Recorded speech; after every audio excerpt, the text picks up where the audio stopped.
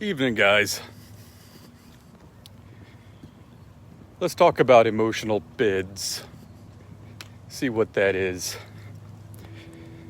We have 100 interactions over the course of our day.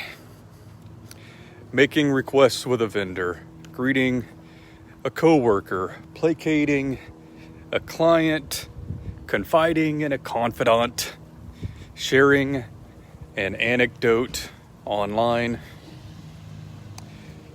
Think about these and think about what's going on behind the words that we use. When we go to a friend to complain, or when a neighbor asks us for advice, what do they really want? What do we really want?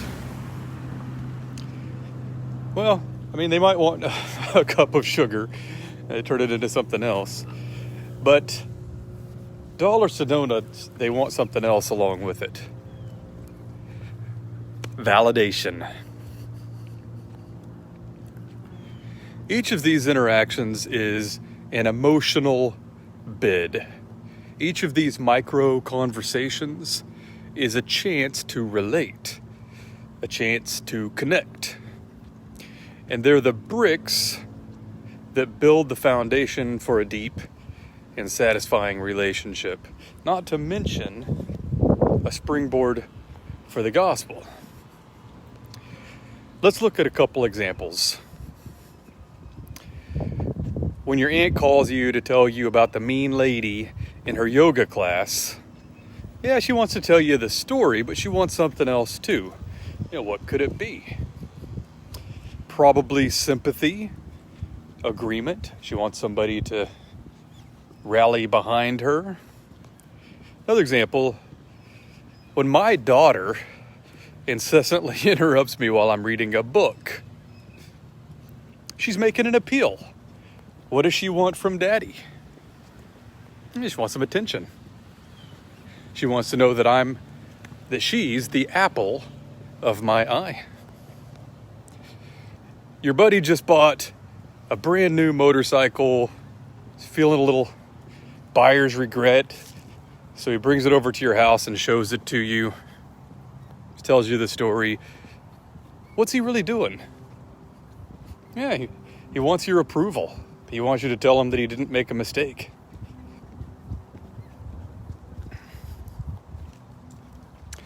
Your cousin just had a bad breakup. She's on your phone, she's crying. What is the bid there? What appeal is she making to you? What emotional appeal is she making? Well, acceptance, hope. When we're in that situation, a lot of times we feel rejected or worthless. So maybe she wants you to help instill a sense of value in her. You ever scrolling at Facebook at night and you see there's always one, somebody posts even a needy Facebook post. It's just a cry out. They're lonely. What's the emotional bid there? The company, they want to know that they matter or that somebody cares. Each of these is, a for instance, but this is the point. Successful relationships begin with reading these emotional bids correctly and responding accordingly.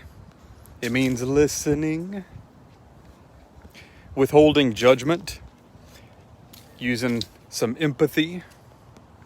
Weep with those who weep and rejoice with those who rejoice. Be of the same mind toward one another. So when somebody engages you in a conversation, look past the words to the bid and then validate them. You're probably thinking, what if I don't want to validate them? What if they're wrong? Well, there's a spot for that. And I'll tell you this.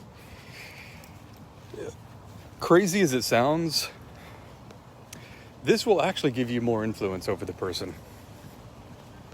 Once someone's emotional needs have been met, they're more likely to ask for your advice and heed it if you give it to them.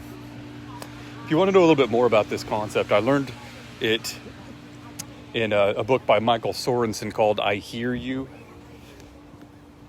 And I have come to believe that this is one of the most powerful ways you can use to connect with people. Emotional bids.